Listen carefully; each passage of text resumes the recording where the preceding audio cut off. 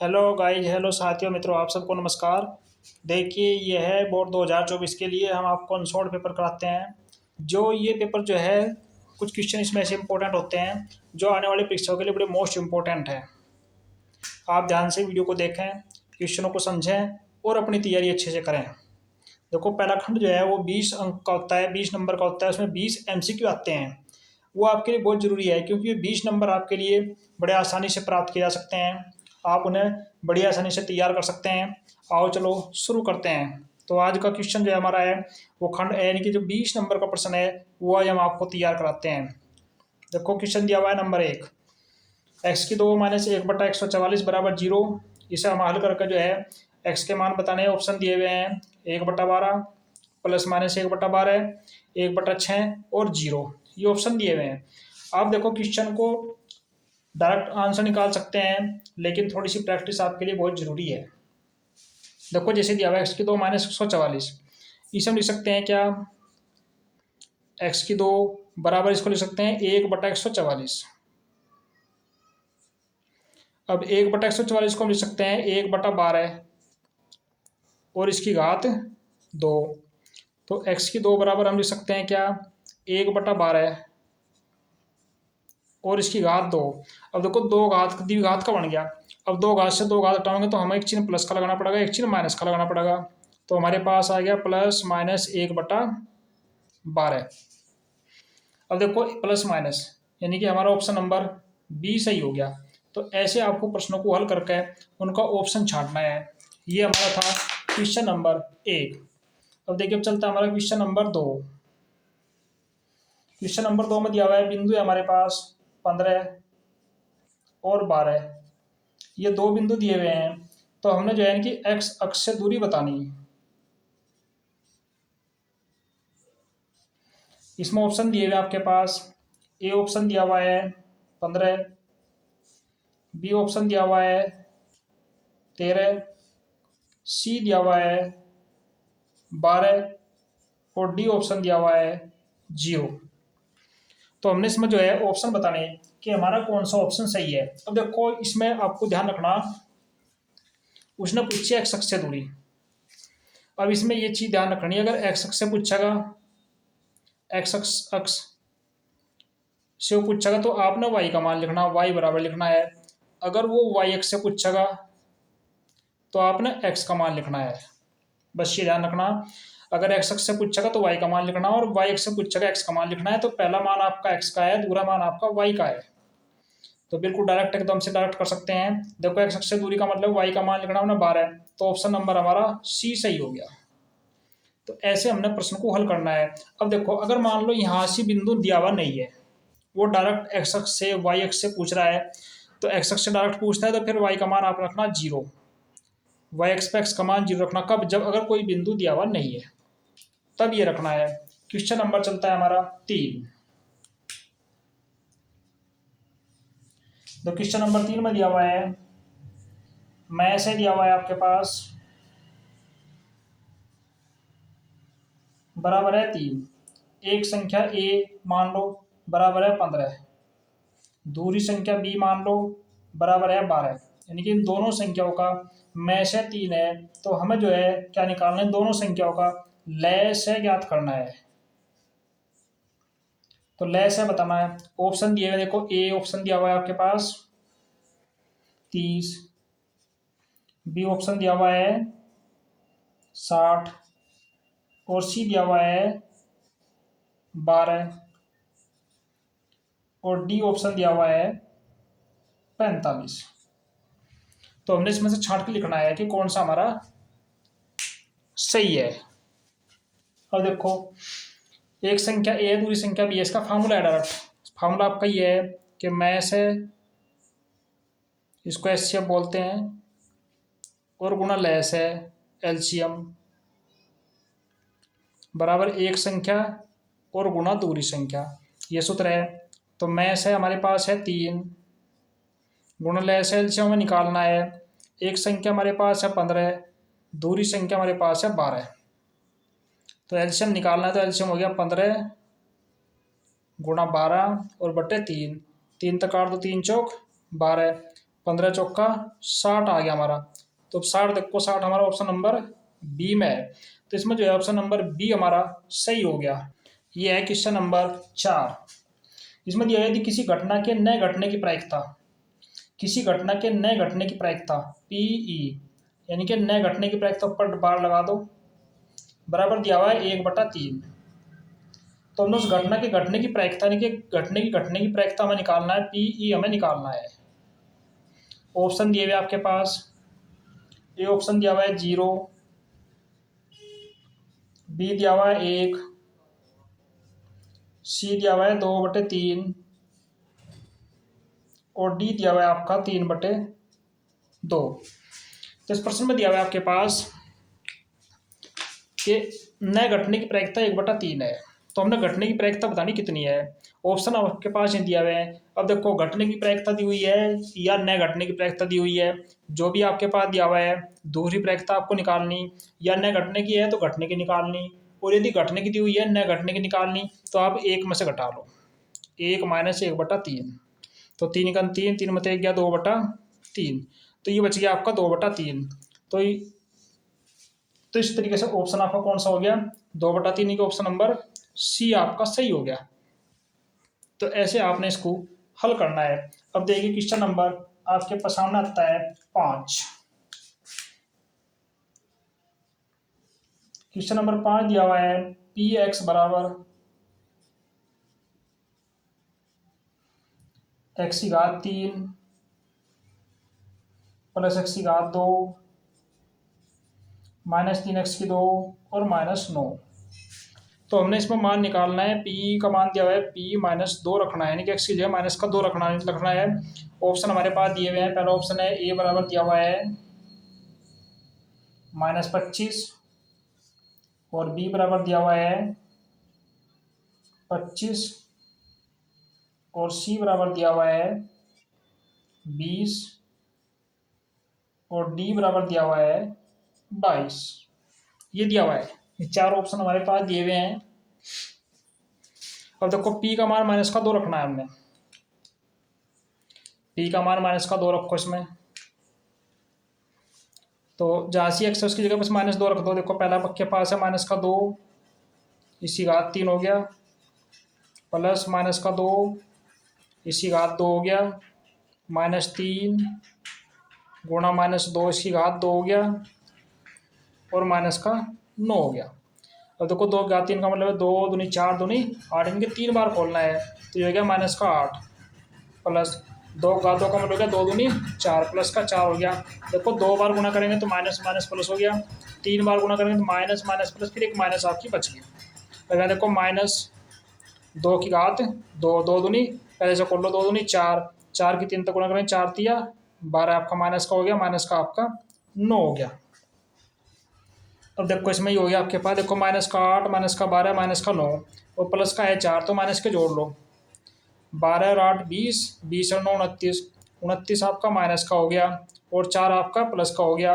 तो ये दोनों घटने के बाद बच गया आपका 25 कैसा माइनस का, तो माइनस का 25 बच गया। तो आपका ऑप्शन नंबर ए सही हो गया।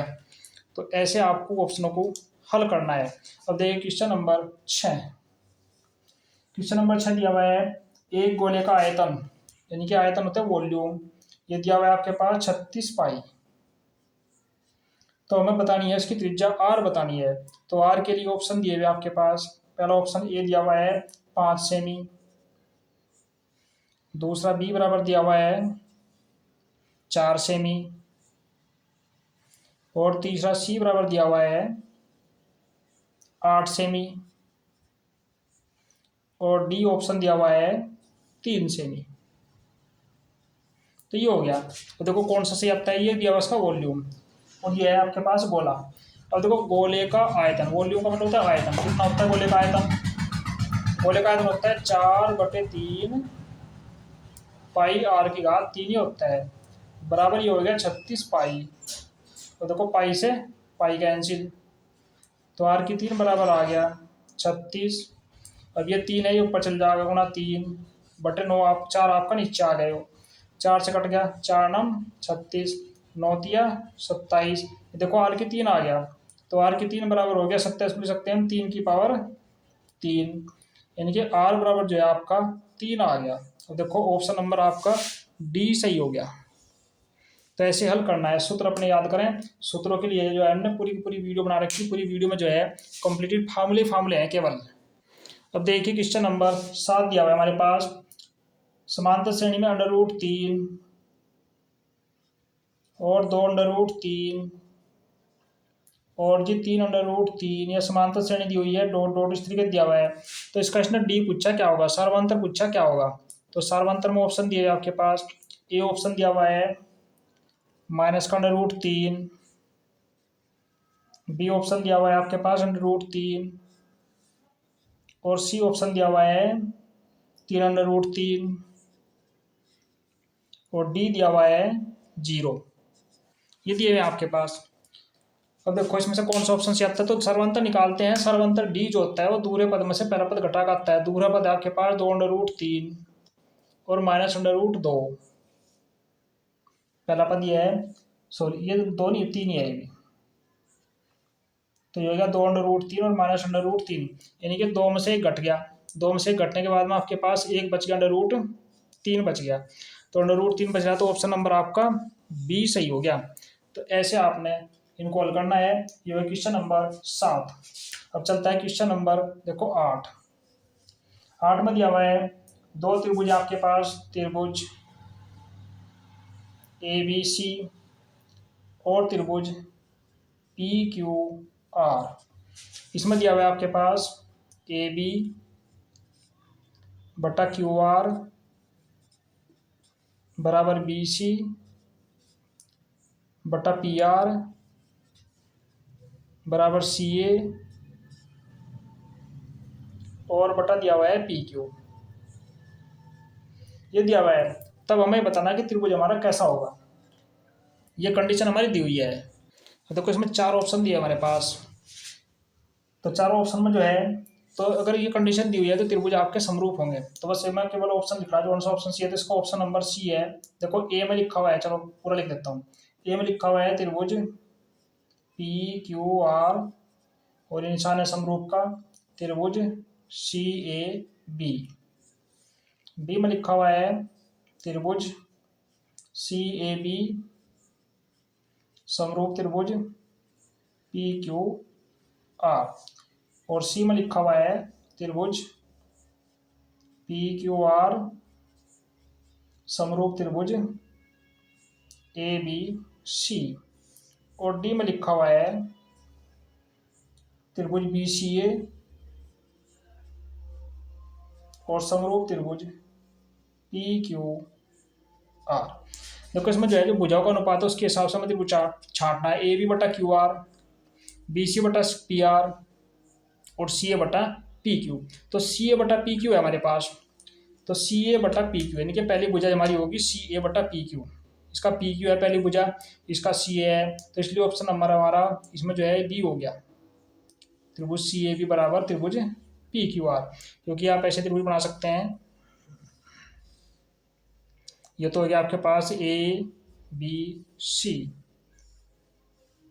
और ये हो गया आपके पास PQ और R।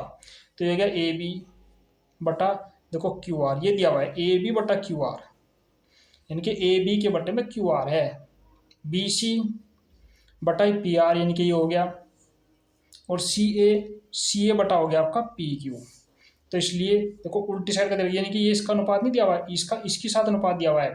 तो इसलिए CAB जो है आपके पास, CAB जो है वो समरूप हो गया PQR के। तो ऑप्शन नंबर आपका बी सही हो गया। तो देखिए क्वेश्चन नंबर हमारा चलता है 9। क्वेश्चन नंबर 9 में दिया हुआ है हमारे पास tan A। यदि tan A बराबर 1 है तो हम मान निकालना है cos A और प्लस sin A का। ये इसका यानी कि इसकी वैल्यू हमें ज्ञात करनी है। ऑप्शन हमारे पास दिए हुए हैं। ए ऑप्शन दिया हुआ है 1 और बी ऑप्शन दिया हुआ है 2, सी दिया हुआ -1 और डी दिया हुआ है -2। तो ये ऑप्शन हमारे पास दिए हुए हैं। तो देखो इन ऑप्शनों के आधार पर हमने हल करना है। तो tan A का मान दिया हुआ है हमारे पास 1। अब देखो इसको 1 बटा 1 कर सकते हैं। ये हो गया लंब बटे आधार, क्योंकि tan होता है लाल बटे का कम लंब बटे आधार, ये लंब बटे आधार हो गया। तो पहले आप निकाल लो कर्ण। कर्ण होता है लंब का वर्ग प्लस आधार के वर्ग का अंडर रूट, एक और एक दो, अंडर रूट दो आ गया आपका कर्ण। अब देखो कोसे, अब इसकी वैल्यू हमें निकालनी है। कोसे का मान होता है आधार बटे कर्ण, साइन का होता है लंब बटे कर्ण, ये पूरे का हो गया आपका वर्ग। आधार दिया हुआ है आपके पास एक, कर्ण आपके पास अंडर रूट दो, प्लस लंब आपके पास एक, कर्ण आपके पास अंडर रूट दो, ये हो गया पूरे का वर्ग। तो यह एक और एक दो, यानी कि दो बटा अंडर रूट दो आ गया, इस पूरे का वर्ग हो गया। यो अब वर्ग खोल दो, दो तो नहीं, देखो दो का वर्ग हो गया चार, और अंडर रूट दो का रूट हट गया, तो दो से चार कट का दो आ गया आपका, यानी कि ऑप्शन नंबर आपका बी सही हो गया। तो ऐसे हमने इन ऑप्शनों को हल करना है। अब ये है क्वेश्चन नंबर हमारा 10। क्वेश्चन नंबर में दिया हुआ है एक टावर, यानी कि एक टावर है और ये इस टावर की परछाई है। इस टावर का नाम रख लो ए बी, और बी सी होगी इसकी परछाई। इसने कहा कि एक टावर की छाया की छाया उसकी ऊंचाई की एक बटा रूट तीन गुनी है, यानी कि ऊंचाई को अगर हम एच मान लें तो छाया जो है उसकी एक बटा रूट तीन गुनी है, यानी कि एक बटा रूट तीन एच होगी। तो हमने सूर्य का ये उन्नयन कोण थीटा बताना कितना होगा उन्नयन कोण। तो देखो कितना सिंपल सा सवाल है। ऑप्शन दिए हुए चार ऑप्शन, पहले ऑप्शन में दिया हुआ है आपके पास कोण, ये दिया हुआ है 30 अंश, दूसरे में बी में दिया हुआ है 60 अंश, तीसरे में सी में दिया हुआ है 90 अंश, और चौथे में डी में दिया हुआ है 90 अंश, और सी में 45 है। तो इन चार ऑप्शन में से हमें छांटना है कौन सा ऑप्शन सही है। देखो बिल्कुल सीधा ही है। आपके पास जो है ये इसकी ऊंचाई मान ली एच, छाया जो है एच एक बटा रूट तीन एच गुनी है। तो ये समकोण त्रिभुज हो गया ए बी सी, इसका लंब हो गया, ये इसका आधार हो गया। तो लंब बटे आधार, देखो लंब हो गया एच, बटे आधार हो गया एच, और बटे अंडर रूट तीन, बराबर ये हो गया आपके पास टेन। लंब बटे आधार होता है टेन, टेन थीटा हो गया। अब देखो अंडर रूट तीन की मल्टीप्लाई ऊपर हो जाएगा, ये हो गया अंडर रूट तीन गुणा एच और बटे एच, बराबर ये हो गया आपके पास टेन थीटा। एच से एच कट गया, तो टेन थीटा का मान आपके पास आ गया अंडर रूट तीन। अब अंडर रूट तीन आपने सारणी में ध्यान रखना है, सारणी मान होता है अंडर रूट तीन किसका 60 का, तो ऑप्शन नंबर आपका बी सही हो गया। तो ऐसे आपका क्वेश्चन नंबर हो गया 10। अब उसके बाद में चलता है क्वेश्चन नंबर 11। देखो 11 में दिया हुआ है आपके पास साइन ए बराबर है कोस ए। तो हमने ए का मान बताना, ए का मान क्या होगा। ऑप्शन दिया हुआ आपके पास, ए बराबर दिया हुआ है 30 अंश, और बी बराबर दिया हुआ है 60 अंश, और सी बराबर दिया हुआ है 45 अंश, और डी बराबर दिया हुआ है 90 अंश। तो देखो साइन और कोस है दोनों मान बराबर, सारणी में अगर सारणी आपने याद कर रखी हो, आप नहीं तो आप याद कर लेना, हमें शॉर्ट वीडियो में पूरी सारणी डाल रखी, और सभी फार्मूले जो है फार्मूले की वीडियो में डाल रखे हैं, आप सभी उन्हें अच्छे से याद करें, तैयार करें। अब देखो इसमें दिया हुआ है साइन बराबर कोस, जहाँ दोनों के मान बराबर हो सकते हैं। अब बराबर मान जो दोनों के दोनों होते हैं वो होते हैं 45 पे। सारणी में दोनों मान 45 के बराबर होते हैं। देखो साइन 45 का मान एक बटा रूट दो, कोस 45 का मान एक बटा रूट दो, तो ऑप्शन नंबर हमारा सी सही है, क्योंकि डायरेक्ट आप फॉर्मूले याद रखेंगे तो डायरेक्ट ही आपके मान ही याद रहेगा। अब देखिए क्वेश्चन नंबर है आपके पास 12। क्वेश्चन 12 में जो है हमें बताना है माध्य, माध्य का मतलब एम मान लो, माध्य का एम ई मान लो, और बहुलक एम ओ मान लो मोड, इनके बीच में संबंध बताना। और देखो संबंध के सूत्र दिए हुए हैं आपके पास। पहला सूत्र है माध्यिका, माध्यिका यानी कि एम ई बराबर है 3 गुणा एम ई और -2m, और बी में दिया हुआ है आपके पास एम ओ बराबर 3me और -2m, और सी में दिया हुआ है आपके पास ME बराबर 3MO और -2ME, और डी में दिया हुआ है ऑप्शन आपके पास 9, यानी कि कोई नहीं। तो देखो इसमें तो एक फार्मूला है, माध्य माध्यिका और बहुलक का फार्मूला जो है आपके पास, इस फार्मूले को बढ़िया तरीके से आप तैयार कर लें। ये जो ऑप्शन नंबर आपका डी दिया हुआ है, ये बस फार्मूला है इसका, इस फार्मूले को आप पक्का तैयार कर लें, क्योंकि इस फार्मूले पर लॉन्ग क्वेश्चन भी आ सकता है। माध्यिका माध्य माध्यिका और बहुलक में क्या संबंध है, तो सूत्र है आपके पास बहुलक बराबर 3 गुणा माध्यिका -2 गुणा माध्य। ये सूत्र है, इसे आप अच्छे तरीके से तैयार कर लें। अब है क्वेश्चन नंबर आपका 13। क्वेश्चन नंबर 13 में दिया हुआ है 12 सेमी त्रिज्या, यानी कि आर बराबर है 12 सेमी त्रिज्या का एक वृत्त के त्रिज्या खंड का क्षेत्रफल ज्ञात करना। तो त्रिज्या खंड का क्षेत्रफल ज्ञात करने के लिए हमें त्रिज्या खंड का कोण दिया हुआ है, थीटा बराबर दे रखा है हमारे पास 60 अंश।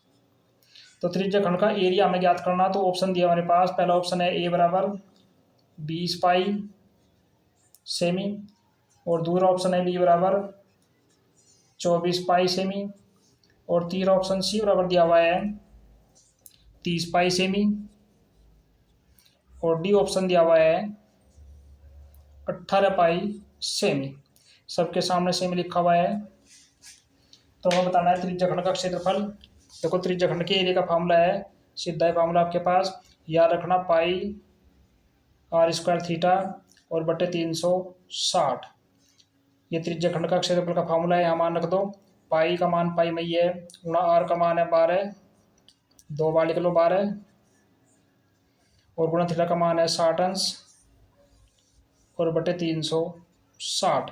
देखो 0 से 0 कट गया, 6 कट गया, 6 चंग 36, 6 कट गया, 6 दूनी 12, 12 दूनी हो गया 24, तो 24 पाई सेमी आ गया, वर्ग सेमी। तो ऑप्शन नंबर आपका बी सही हो गया। तो ऐसे आपने हल करना है। ये था क्वेश्चन नंबर 13। अब चलता है क्वेश्चन नंबर 14। जो क्वेश्चन नंबर 14 में जो है आकृति दी हुई है आपके पास, यह आकृति है, इसका नाम है ABC। इसमें ये 3 सेमी है, ये 1.5 सेमी है, ये 4.5 सेमी है, और ये x है। तो x का मान वो बताना है। तो इसमें जो है ये आपके पास ABCD और ये E है। देखो इसमें जो है BC समांतर है D और E के, BC जो है DE के समांतर है। तो BC समांतर DC के, तो यहाँ से जो आपने थेल्सपर में लगानी। देखो आंसर दिया हुआ आपके पास, ए में दिया हुआ है 1.25 सेमी, बी में दिया हुआ है 2.25 सेमी, और सी में दिया हुआ है 3 सेमी, और डी में दिया हुआ है 2 सेमी। ये ऑप्शन दिए हुए सब सेमी लिखा हुआ है इनके आगे, सेमी सेमी, बस याद रखना सेमी लिखा हुआ है। तो जिसमें जो है थेल्सपर में लगाते हैं। देखो जब समांतर है, आधार के समांतर है, तो थेल्सपर में आपके पास है AD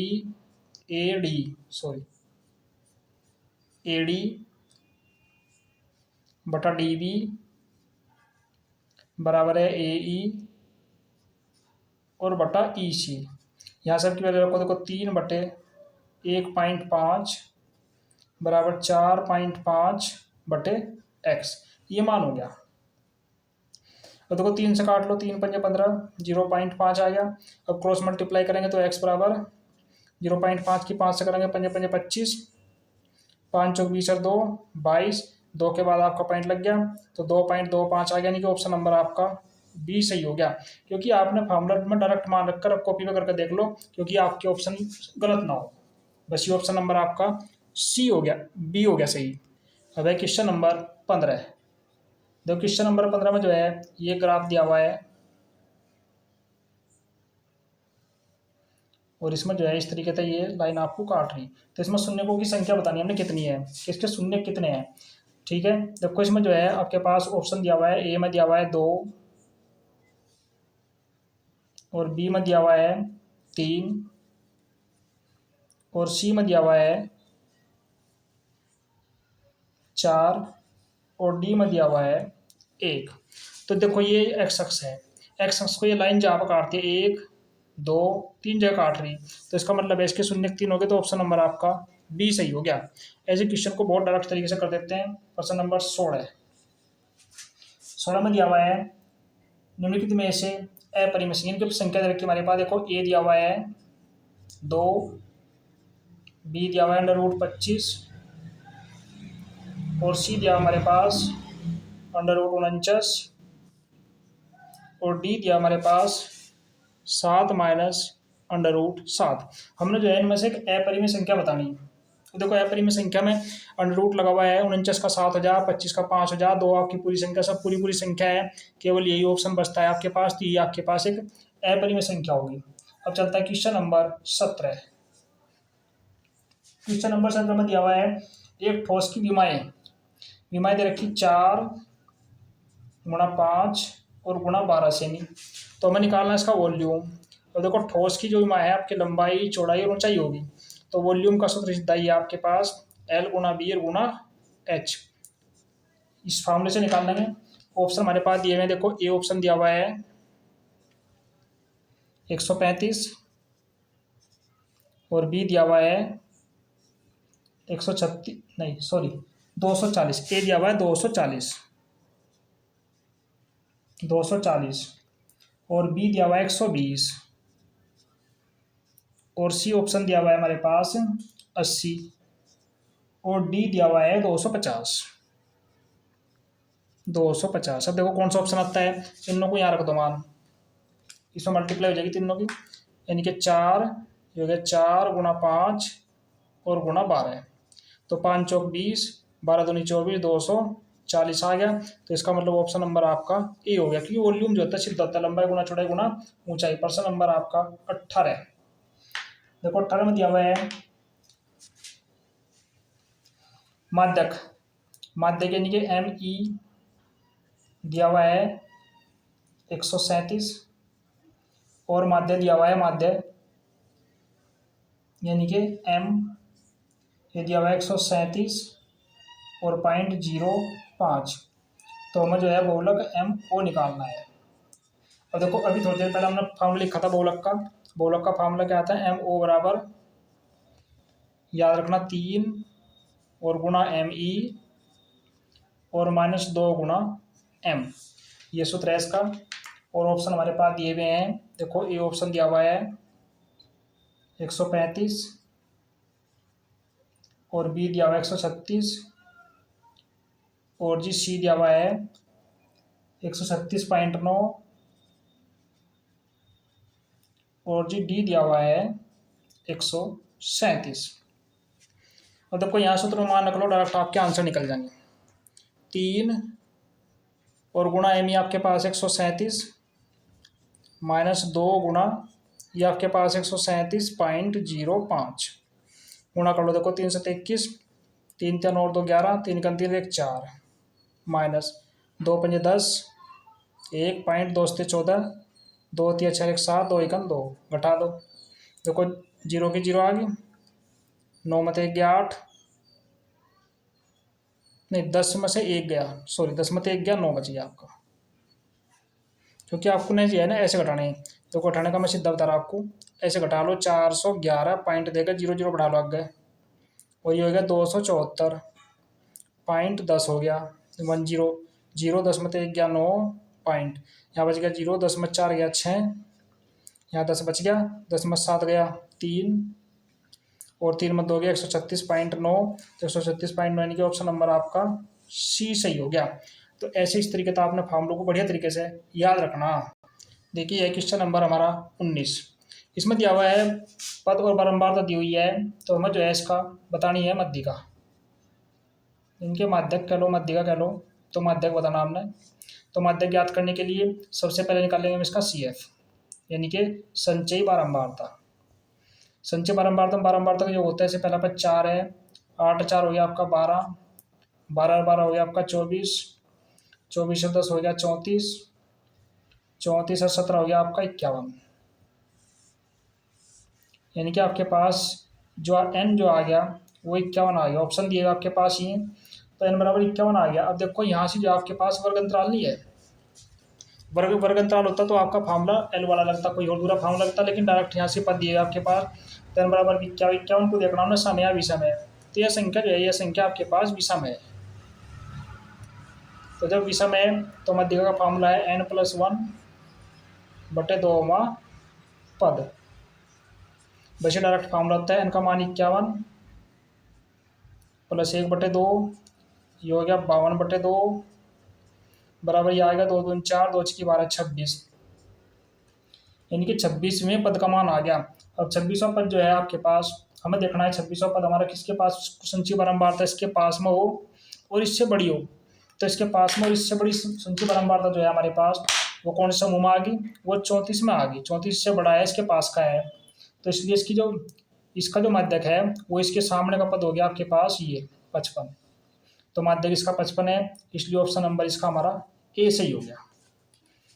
तो देखो क्वेश्चन नंबर हमारा है 20। क्वेश्चन नंबर 20 में दिया हुआ है एक घटना की प्रायिकता ईपी है।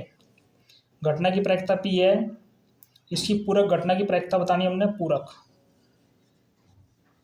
कि पूरक घटना की प्रायिकता कौन सी है। ऑप्शन दिया हुआ है, ए में आपके पास दे रखा पी,